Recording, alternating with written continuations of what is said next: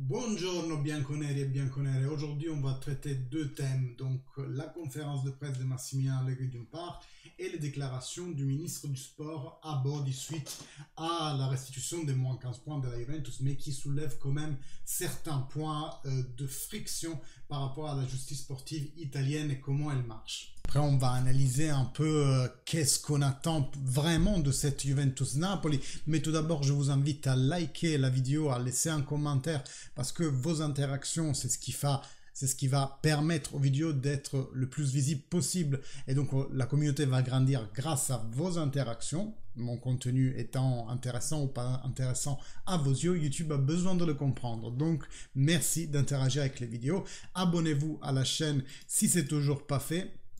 Activez la cloche, vous serez ensuite mis au courant de toutes les prochaines vidéos et aussi des lives.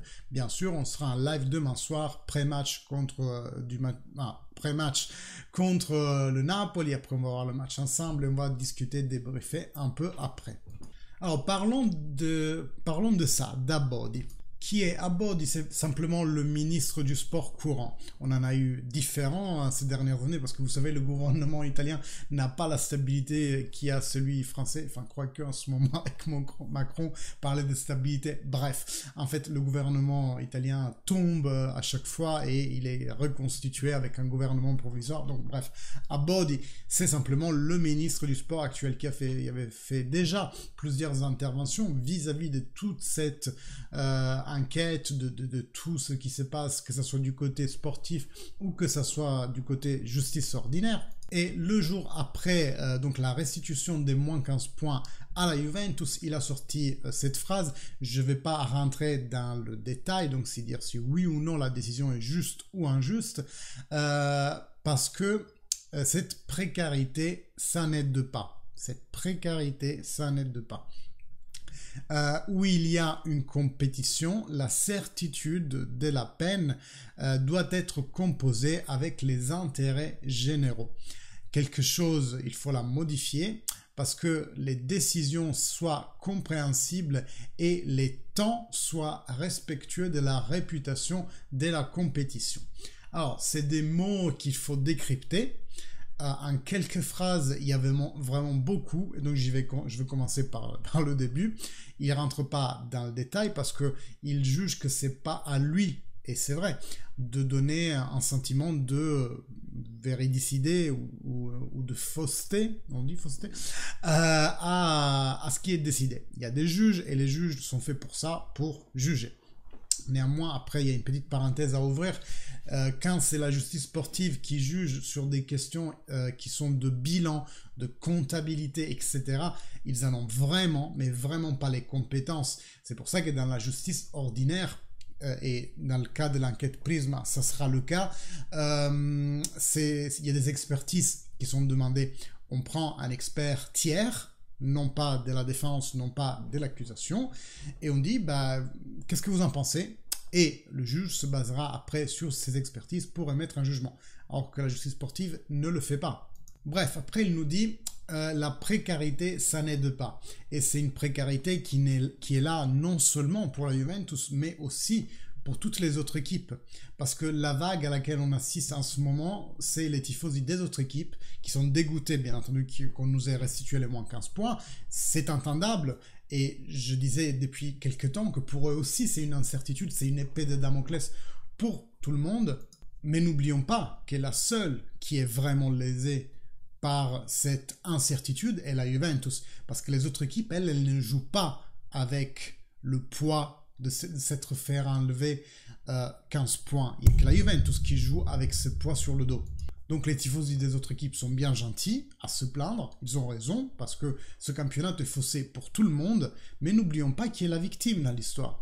Et si ces tifosi avaient l'aimabilité d'aller voir la vidéo là que j'avais fait il y a quelques jours où je résume toute la question d'un point de vue juridique avec l'avis d'experts, pas les avis de Michelangelo qui comprend rien, qui n'a pas de diplôme en jurisprudence, en loi, voilà. Allez voir, ça ne coûte rien.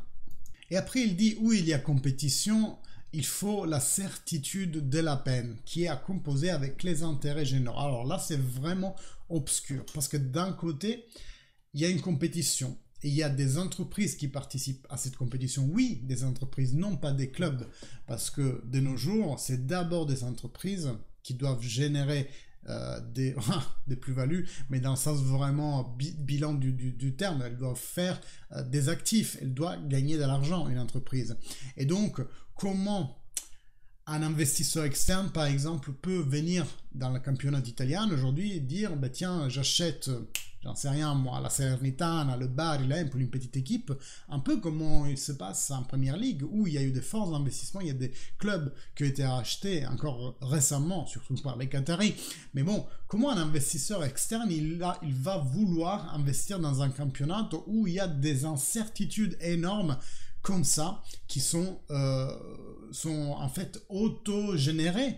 La Lega Serie A n'arrête pas de se donner des balles dans le pied. Et c'est donc dans le désintérêt de tout le monde que ça s'arrive.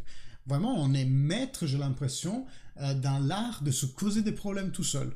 Donc oui, c'est un intérêt général que les lois soient claires, qu'il y ait le moindre d'incertitude possible, et donc s'il y a une peine qui, oui, doit être afflictive, et Massimo Zampini le rappelait hier dans une interview à TG2, l'afflictivité d'une peine, ça ne veut pas dire que la peine doit être modulable selon les critères du classement, par exemple.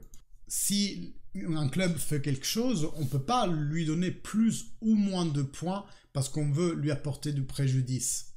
Au contraire, il doit avoir un barème, comme dans le code pénal. Si tu fais un meurtre, c'est X années. Si tu fais un meurtre avec préméditation, c'est encore plus d'années. Dans la justice sportive, il doit y avoir aussi un barème de points, éventuellement, que tu peux enlever à une équipe. Et si vraiment tu veux donner une afflictivité et que, par exemple, je vous faisais l'exemple l'autre jour, si une équipe a gagné le championnat de 10 points, tu peux pas lui enlever plus de 10 points parce que sinon ça lui change rien. À ce moment, et c'est prévu dans le texte de loi de la justice sportive, la pénalité, elle est apportée au championnat suivant. C'est vraiment aberrant qu'il y ait une pénalité de points donnée sur le championnat lui-même, mais uniquement parce que la question n'a pas été traitée par la justice ordinaire. Parce qu'il y a d'autres cas dans le passé où il y a eu des petites pénalité de points pour des clubs. On s'en souvient tous, il y a 4 ans, l'histoire de Napoli qui vient pas à Turin. Ils avaient pris moins 1 point, je crois, à l'époque. Il faudrait que moi-même j'aille regarder ma vidéo de l'époque. Mais pas 15 points. 15 points, c'est vraiment la première fois au niveau mondial que ça se passe. Et on en vient à la partie intéressante de l'intervention. Il faut modifier quelque chose parce que les décisions soient compréhensibles. Et là, il nous dit clairement que pour lui, les décisions qui ont été prises ne sont pas compréhensibles. Non pas parce que lui soit un expert en droit, mais parce que je pense qu'il se pose en termes de personnes lambda qui voit les faits qui sont reprochés, parce qu'il a lu la thèse accusatoire, par exemple, et qui voit la réalité des choses en face. Et encore une fois, allez regarder la vidéo où je faisais l'histoire des moins 15 points. Donc, les décisions doivent être compréhensibles et les temps respectueux de la réputation de la compétition. C'est ce qu'on vient de dire. On ne peut pas, un championnat en cours, aller le fausser pour tout le monde en donnant une peine vraiment arbitraire qui se basait en plus sur le classement à l'époque. Parce que là, avant qu'on nous redonne les moins 15 points, on était quand même à 4 points de la première place disponible en Champions League. Et si ça se trouve, on allait même y arriver avec les moins 15 points. Okay? Donc, la Serie A mérite quand même du respect. Parce que, mine de rien, moi je pense qu'elle est toujours trop sous-évaluée, la Serie A. Et même nous, même moi, des fois, je me dis c'est un championnat non entraînant. Voilà, c'est un peu une ligue. Elle est clairement pas comme dans les années 90, on est d'accord. Mais à mon humble avis, il y a Premier League qui est vraiment loin derrière. Après, Liga et Serie A, je les mets à peu près au même niveau. Peut-être la Liga un chouïa plus, mais vraiment un chouïa. Et après, la Bundesliga et la Ligue 1. Parce que c'est des championnats où la Bundesliga, il y a peut-être une équipe qui domine et deux équipes à la limite et en plus interchangeables, c'est-à-dire que des années elles le font moins bien, des années elles remontent un peu bien, et après la Ligue 1 c'est vraiment l'horreur avec un PSG qui domine tout, et après des équipes vraiment de bas niveau. Donc oui, la Serie A mérite un système de justice réformé et qui soit plus juste, qui soit beaucoup moins comment on dit, inquisition espagnole, et qui soit juste en fait, avec des temps raisonnables, et qui surtout ne fausse jamais un campeonato en cours, ok? Bon, j'ai beaucoup parlé de ça, je sais, on va vite fait, vraiment vite fait sur la conférence de presse de Massimiliano Allegri. Donc Bremer, normalement, il ne devrait pas jouer, mais il nous le donne comme aussi disponible, hein. Donc je pense qu'il s'attarde vraiment à le mettre. Chiesa aussi, à quelques minutes. On a fait peu de buts avec les attaquants, et il nous dit là, ouais, ils sont dans un mauvais moment. Bon, après là, je suis un peu moins d'accord, parce qu'il n'y a pas que le mauvais moment des attaquants, il y a aussi un système de jeu global qui ne favorise vraiment pas le jeu d'attaque en ce moment, parce qu'avant la pause nationale c'était quand même un peu mieux. On va savoir qu'est-ce qui s'est passé entre temps.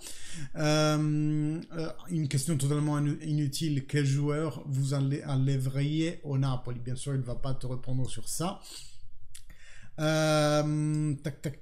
Est-ce que vous pensez déjà à la Coppa Italia? Ça, c'est la grande question. Est-ce qu'il va faire un turnover massif comme le match contre le Napoli? Pour nous, il est vraiment pas important.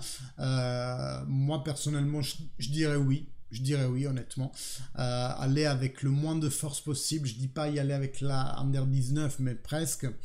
Après, des mots sur Vlahovic, et il répète dans la même phrase 3 fois les mots tranquillité, calme, etc.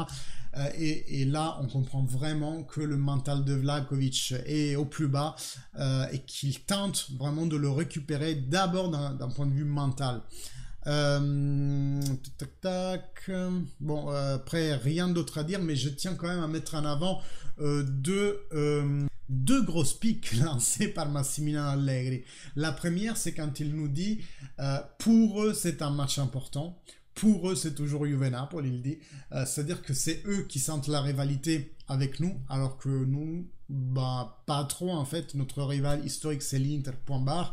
Il y a des équipes comme ça, la Fiorentina, le Napoli et leurs tifosi, qui aiment bien se créer une rivalité contre nous, mais que nous, de notre côté, on sent pas trop. Ah, il y a le Torino aussi, on a une rivalité quand même affirmée, puisque c'est le derby de la ville de Turin, mais c'est vrai qu'on le sent beaucoup moins, nous qui n'habitons pas Turin.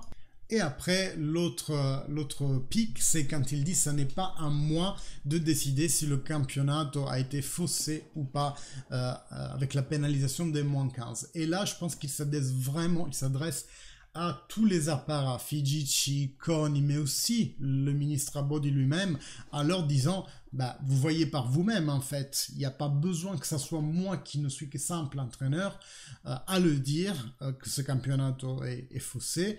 Ça n'est pas à moi de le dire, mais ça veut dire que je le crois en fait, et que c'est à vous de le dire, mais surtout faire quelque chose pour que ça n'arrive plus jamais.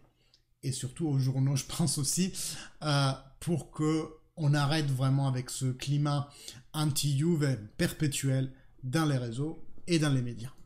Voilà un peu le résumé de ces deux arguments-là. Personnellement, je dis pas que je le vis comme le match contre le Sassuolo, qui, voilà, je m'en foutais mais vraiment royalement. C'est clair que contre Napoli, c'est quand même un point important d'aller, rien que pour l'honneur, se battre et gagner le plus possible, hein, soit les 3 points, soit au moins un point. Le 5-1 de l'aller fait vraiment chier, alors que si vous y réfléchissez, on a quand même fait une bonne première mi-temps où ça a failli terminer 2 partout. Après, la prestation de Bremer fut vraiment sa pire prestation de l'année. Je dis pas que c'est que sa faute, hein, attention, mais ça a joué pas mal. Il est rentré quand même en 3 des 5 buts que le Napoli a mis. Donc au moins pour effacer cette honte de l'aller, il faudrait quand même faire un bon match, mais ne nous mettons pas de bâton dans les roues nous-mêmes en fait. C'est ça la question. Surtout que les matchs importants qui reste à venir, c'est celui contre l'Inter de la Coppa Italia, la semaine prochaine, et puis bien entendu la demi-finale de Europa League. Moi je vous dis rendez-vous à demain, une petite demi-heure avant le match, on partira en live, c'est pour ça, si ce n'est pas encore fait, vous pouvez vous abonner et activer la cloche, comme ça vous recevrez la notification. Toujours le petit like et le commentaire pour augmenter le référencement de la vidéo, parce que plus d'interactions, ça veut dire que ça vous a plu, que ça vous intéresse. Et moi je vous dis à demain. Allez, fino alla fine, forza Juve. Ciao à tous.